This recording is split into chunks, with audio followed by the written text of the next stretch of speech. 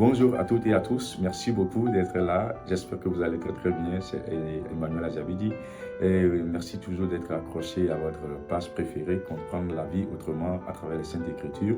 Justement, cette page vous permet, n'est-ce pas, de pouvoir écouter des conseils de vie et avec des expériences partagées de certaines personnes. Merci beaucoup. Aujourd'hui, encore une fois, nous allons entamer une belle thématique très très importante. Avoir un modèle, c'est une nécessité dangereuse. Avoir un modèle, c'est une nécessité dangereuse. Vous savez, dans le processus de développement, dans le processus de la réalisation de soi, dans ce chemin, dans cette trajectoire de pouvoir accomplir ses objectifs et visions, voilà, chacun, sciemment ou inconsciemment, nous menons des pas, nous voulons suivre certaines personnes, nous voulons être motivés, ou bien nous sommes motivés par certaines personnes et à travers cette motivation, d'une manière ou d'une autre, nous sommes influencés, n'est-ce pas, dans nos manières de faire, dans nos habitudes, etc. C'est pour cela, je voudrais bien qu'on parle un peu de cette thématique très très importante qui également influence, n'est-ce pas, le cours des phénomènes, surtout en matière de la réalisation de ces projets. Avoir un modèle, une nécessité dangereuse. Déjà rapidement, permettez-nous de lire ce texte. Juste après ce ding, merci. Avoir un modèle, une nécessité dangereuse. Que nous le voulions ou non, nous sommes tous les produits directs d'un modèle. En l'occurrence, nos parents qui ont essayé de nous inculquer une éducation, celle qu'ils ont eux-mêmes héritée de leurs parents. Mais notre cadre familial n'est pas le seul à participer à notre construction identitaire. La société le fait également. Devenus adultes, chacun d'entre nous va ajouter à cet héritage d'autres valeurs, croyances, convictions, comportements et habitudes qui vont forger notre personnalité et notre individualité. Le terme modèle semble contraignant à chaque individu. Il est bon de vouloir imiter les pas de quelqu'un pour réussir dans la vie. Mais, qui imiter et pourquoi l'imiter? Chacun songe à devenir une personnalité.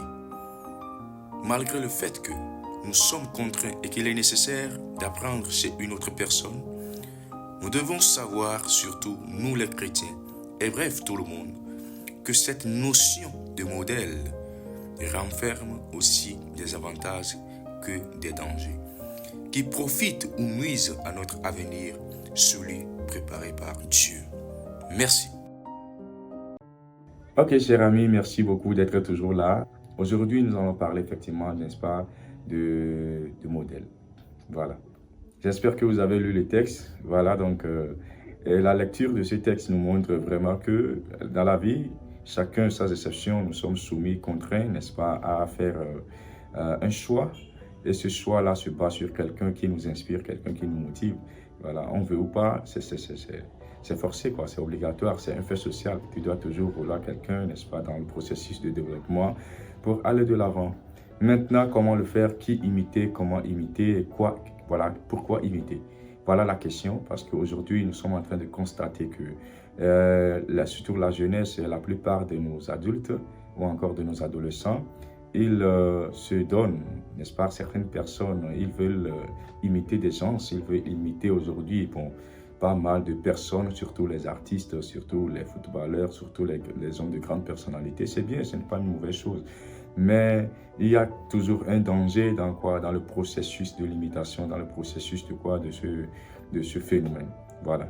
Donc, le texte là nous veut nous dire simplement que, au même moment que c'est essentiel de pouvoir imiter les gens, de pouvoir avoir quelqu'un pour modèle, il va falloir savoir comment imiter la personne, qu'est-ce qu'il faut imiter en la personne et comment le faire. Parce que, ce faisant, si tu ne sais pas comment imiter une personne, il faut savoir qu'en fin de compte, tu risques, n'est-ce pas, des choses que tu vas regretter dans ton avenir.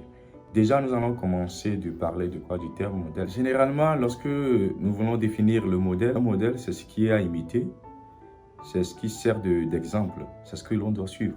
Voilà, c'est la personne là que, quand tu la vois, tu es inspiré, la personne te motive, la personne t'influence. Aujourd'hui, on parle des influenceurs, des influenceuses. Voilà, ils sont voilà, partout sur les réseaux sociaux. Donc aujourd'hui, en fait, c'est une question d'actualité lorsqu'on parle de modèle. Personne ne peut évoluer sans avoir un modèle. Tout le monde cherche à avoir un modèle. C'est sous forme d'inspiration, de motivation. Et là, on essaie de représenter ou bien de devenir la personne. Voilà un peu les dangers aussi qu'on aura à développer après. Le premier objectif de cette première série, c'est de pouvoir vous établir. Bien sûr, les domaines, premièrement, c'est de pouvoir établir les domaines dans lesquels on a tous l'habitude d'avoir des modèles. Voilà. Et ensuite, nous allons parler de comment toi-même tu peux être un modèle.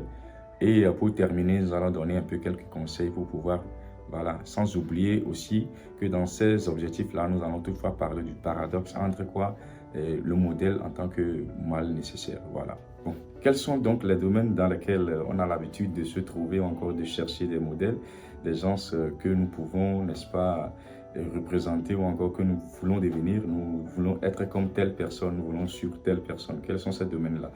Voilà, le premier domaine, c'est le domaine familial. Ça, c'est la première chose parce que sociologiquement, on sait que la première, comment on dit, la première étape de la socialisation, c'est la famille. Voilà, vous êtes né dans une famille, soit le père est là, la mère est là. Donc, il vous influence positivement, bien sûr. Bon, la plupart des parents, c'est positivement, hein. Donc, l'enfant, en voyant ses parents, la manière dont son papa est en train de s'efforcer, il peut se dire, mais je vais faire tout pour quand même être comme mon papa, je vais faire tout pour être comme ma maman, etc. Voilà. Donc ça, c'est le premier domaine là où on peut chercher des modèles.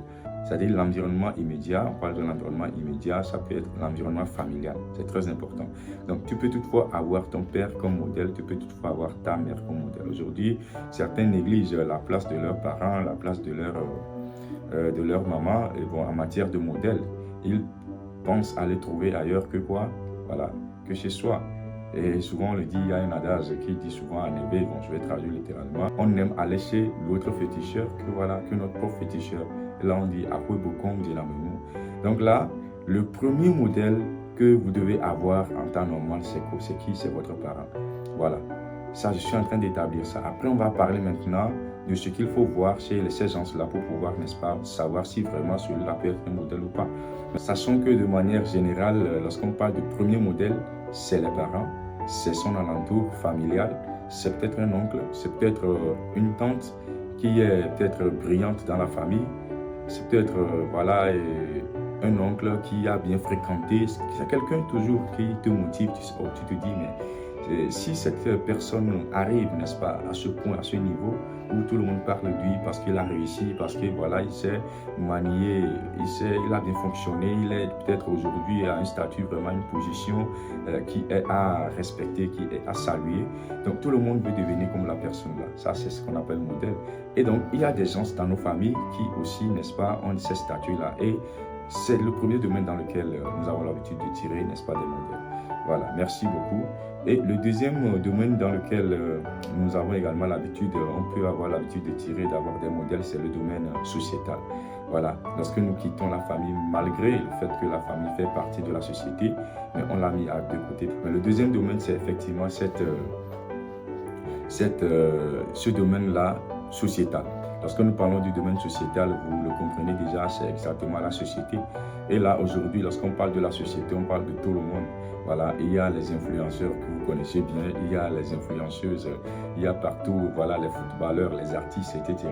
Je suis en train de m'adresser précisément ici à la jeunesse qui, aujourd'hui, nous avons l'habitude voilà, d'avoir comme des gens de motivation, d'inspiration, les footballeurs, nous les créons partout, et aussi des artistes, nous voulons devenir ces gens-là, et même lorsqu'on nous place peut-être à l'école, au lieu de peut-être se donner, n'est-ce pas, au travail aujourd'hui, on se laisse carrément, et puis on suit cette personne-là, certains veulent chanter et tout. C'est bien des fois, mais dans cette série, vous allez comprendre qu'il faut quand même donner le temps à toute chose.